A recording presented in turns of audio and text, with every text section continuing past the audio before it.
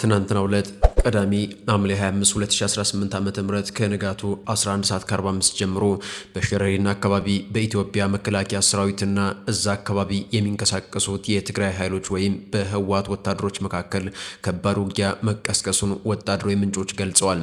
ሽረሪና ቀደም ሲል የአርሚ 7 ስምሪት ማዕከል የነበረ በኋላም ደግሞ የአርሚ 7 እግረኛ ወታደር ወደ ኩርሙክ አቅጣጫ ከተንቀሳቀሰ በኋላ ግን የአርሚ 13 እግረኛ ወታደር የአርሚ 7 ሜካናይዝድ በጋራ የሚንቀሳቀሱበት ስፍራ መሆኑን የገለጹት እነዚህ ወታደራዊ ምንጮች በዚህ ስፍራ እየተቀሰቀሰ የአሁኑ ጦርነት በእግረኛና በሜካናይዝድ ጭምር የታገዘ ከባድ ማለትም ፉል ስኬል ጦርነት መሆኑን ጠቅሰዋል።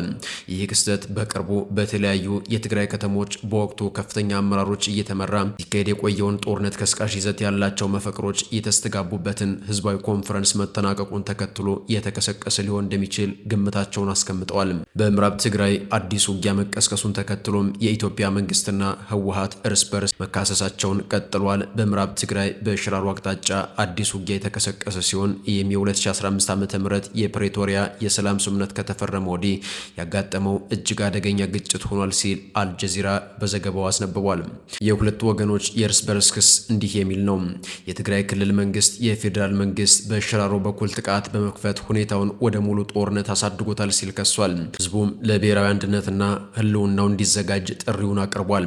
የፌዴራል መንግስት በበኩሉ በትራንስፖርት ሚኒስተሩ አብርሃም በላይ በኩል ውጊያው መኖሩን አረጋግጠው ጥቃቱን የጀመሩት በደብረ ጽዮን ገብረ ሚካኤል የሚመሩት የህወሓት ኃይሎች ናቸው ሲሉ ተደምጧል።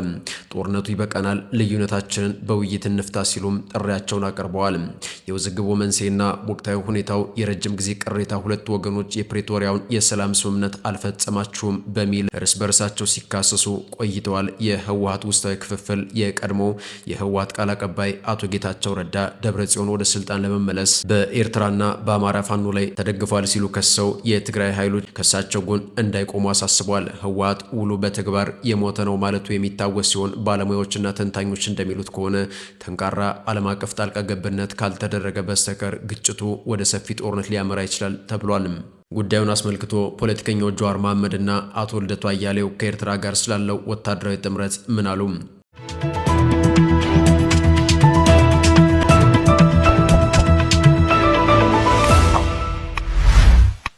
ህወሓት ፋኖና የኦሮሞ ነጻነት ሰራዊት እንዲሁም ኤርትራ ወታደራዊ ጥምረት ፈጥረዋል እየተባለ ይገኛል። ይህ ስብስብ ከብልጽግና መንግስት ጋር ወታደራዊ ፍልሚያ ያደርጋል ተብሎ እየተጠበቀ የሚገኝ ሲሆን በዚህ ጉዳይ ላይ ፖለቲከኛው ልደቱ አያሌው እና ጀዋር መሐመድ የራሳቸውን አስተያየት ሰጥተዋል። ሁለቱ ፖለቲከኞች የፊታችን ጦርነት ከመቼውም ጊዜ በላይ እጅግ አውዳሚና ሀገር የሚበትን ነው በማለትም ስጋታቸውን እየገለጹ ይገኛሉ። አቶ ልደቱ አያሌው ስለ ጽምሩ ባሰፈሩ ጽሁፋቸው ይህን ሲሉ ተደምጠዋል። ከ3 ወራት በላይ ለሆነ ጊዜ ከመገናኛ ብዙሃን ራቅ ያልኩ ቢሆንም በአሁኑ ወቅት የጽምዶን ጉዳይ አወዛጋቢ መሆኑን እያየው ነው። ሌላ ህዝብ ጨራሽ የሆነ ከፍተኛ ጦርነት ሊፈነዳ መቃረቡ ጋር በተያያዘ በስሜትም በምክንያትም ጽምዶ ሲደገፍም ሲነገፍም ሰምቻለሁ። ከፊታችን እየመጣ ያለው ጦርነት ምናልባት እስካሁን ካየናቸው ጦርነቶች ሁሉ የበለጠ ህዝብ ጨራሽ የሀገሪቱን ህልውና የበለጠ አደጋ ላይ ሊጥል የሚችል ቢሆንም ለብዙዎቻችን ብዙ የሚያሳስበን አይመስልም። ካልደፈረሰ አይጠራም በሚል ስሜት የጦርነቱን መጋል በጉጉት ስንጠባበቅ እንጂ ጦርነቱን ለማስቀረት ስንሞክር አንታይም። በአሁኑ ወቅት እየተካሄደ ያለውንም ሆነ ከፊታችን እየመጣ ያለውን ጦርነት በሁለት መንገድ ማስቀረት በተቻለ ነበር። በስልጣን ላይ ያለው አገዛዝ ለህዝቡና ለሀገር ደህንነት ቅንጣት የተቆርቋሪነት ባህሪ ቢኖረውም እጁን ለሐቀኛ ድርድር በመዘርጋት ጦርነቱን ሊያስቀረው በቻለ ነበር። ተቃዋሚ ጎራም ከጦርነት የተለየ አዲስ የትግል አቅጣጫን መለየት የተሳነው ደካማ ኃይል ባይሆን ኖሮም ጠንካራ ሰላማዊ ህዝባዊ ቤተኝነትን በሀገሪቱ በማቀጣጠል ጦርነት የለውጥ አማራጭ መሆኑን ሊያስቀር ይችል ነበር። ነገር ግን በቀዳሚነት አገዛዙ በመቀጠልም ተቃዋሚ ኃይሎች የህዝብና የሀገር ደህንነትን ማስቀደም ባለመቻላችን ሁላችንም ከጦርነት አዙሪት መውጣት ፈተና አድርገናል። የግል ስሜታችንና እብሪታችን ከህዝብ ህልውናና ደህንነት በመብለጡም የባሰ ትውልድ ጨራሽ ሀገር አፍራሽ ሊሆን የሚችል ጦርነት ውስጥ ልንዘፈቅ አንድ ሐሙስ ቀርቶናል በማለት አቶ ልደቱ ስለ አስከፊው ጦርነት ተናግሯል።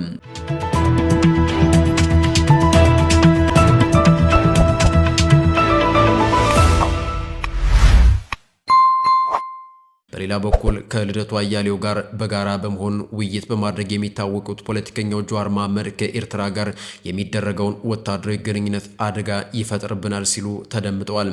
ፖለቲከኛ አቶ ጀዋር መሐመድ ቲክታክ ላይ በተዘጋጀ የውይይት መድረክ ላይ ከ4 ቀናት በፊት ባደረጉት ንግግር በኢትዮጵያ ታሪክ ውስጥ የሚፈጠሩ ጊዜያዊ ፖለቲካ ትብብሮች ማለትም አላይንስ ያላቸው አደጋው አሁን ላይ ሀገሪቱ ስለሚያስፈልጋት የፖለቲካ ራዕይ እንዲሁም ከኤርትራ ጋር ስለሚኖረው ቀጠናዊ ትስስር ሰፋ ያለ ትንታኔ ሰጥተዋል። በኢትዮጵያ ታሪክ ውስጥ ንጉሱን በመቀጠልም ደርግን ለመጣል የተፈጠሩ የፖለቲካ ትብብሮች ጊዜያዊ ጠላትን ከማስወገድ ባለፈ ዘላቂ መፍትሄ እንዳላመጡም አቶ ጀዋር መሐመድ በቲክቶክ የቀጣይ የፖለቲካ ዲስኩራቸው ተናግረዋል። ደርግን ለመጣል የተፈጠረው ትብብር የአማራን ሊቅ በማቅለሉ አዲስ የፖለቲካ ትርክት እንደወለደም ከ2018 እስከ 2020 የነበረው ትብብርም ትግራይን በማግለሉ ሀገሪቱን ወደ ጦርነት ማስገባቱን አስታውሰው በአሁኑ ወቅትም የማዕከላዊ መንግስት ውድቀት ተከትሎ አብይን ለመጣል ብቻ ተብሎ የሚፈጠሩ ትብብሮች ከፍተኛ አደጋ እንዳላቸው ያስጠነቀቁት ፖለቲከኛው የፖለቲካ ኃይሎች መንግስትን ከመጣል ባለፈም ከአብይ አህመድ ወይም ከብልጽግና በኋላ የምትመጣው ኢትዮጵያ ምን አይነት አስተዳደርና ማህበራዊ አደረጃጀት ይኖራታል በሚለው ዘላቂ ራዕይ ላይ አስቀድመው ሊወያዩና ስምምነት ላይ ሊደርሱ ይገባል ሲሉ አሳስበዋል። ያ ካልሆነ ግን ሀገሪቱ ወደ ሌላ አዲስ የትርምስ አዙሪት ውስጥ እንደምትገባ አስገንዝበዋል። የፖለቲካ ምህዳሩ መዘጋት ብሎም የውጭ ጣልቃ ገብነትን በተመለከተም ባነሱት ሀሳብ የፖለቲካ መድረኩ ዝግ በሚሆንበት ጊዜ የሰላማዊ ትግል አማራጭ ቦታውን ለጠመንጃ እንደሚያስረክብ ገልጸዋል።